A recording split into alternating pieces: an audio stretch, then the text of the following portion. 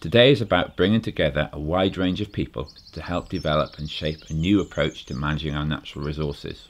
It is about exploring new ideas and methods and working together to begin to identify priorities, opportunities and pressures around this new approach to natural resource management. The Tawe is a fascinating and beautiful place with a vibrant history and thriving population. It ranges from the rugged Black Mountain in the Brecon Beacons National Park to the wide sandy arc of Swansea Bay.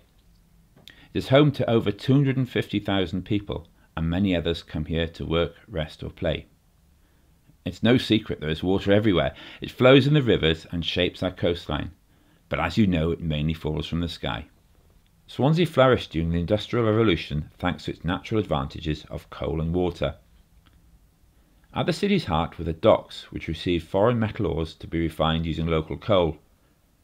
Swansea produced and exported vast quantities of iron, copper, tin and zinc, and was a world-class industrial powerhouse.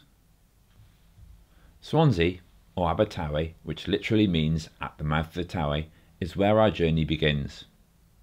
Swansea Bay is 10 kilometres of beach, stretching from the city of Swansea to the iconic Mumble's Head.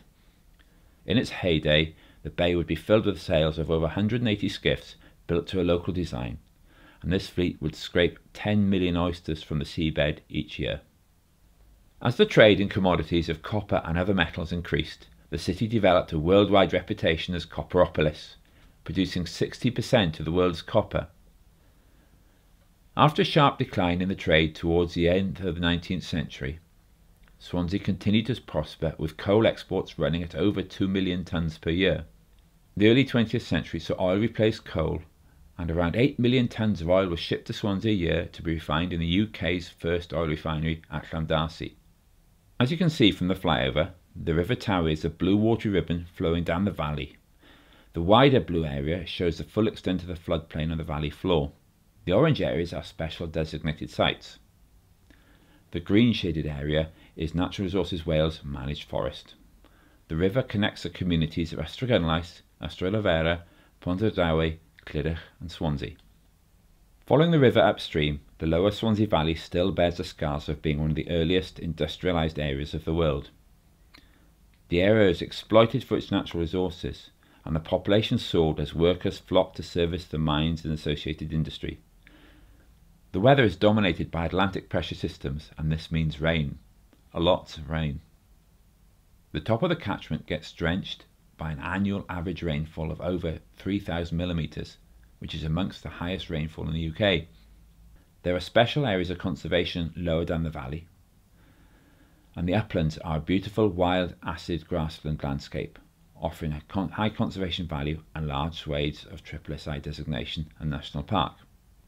The main water quality issues are caused by sewage pollution from misconnected houses and industrial estates.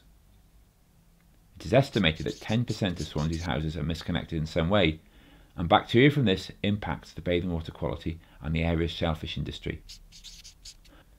The Tawe Catchment not only gives us a place to live and play, but provides us with vital services such as drinking water, food production, energy, employment, resilience to climate change, crop pollination, nutrient recycling, pest control, timber and flood attenuation.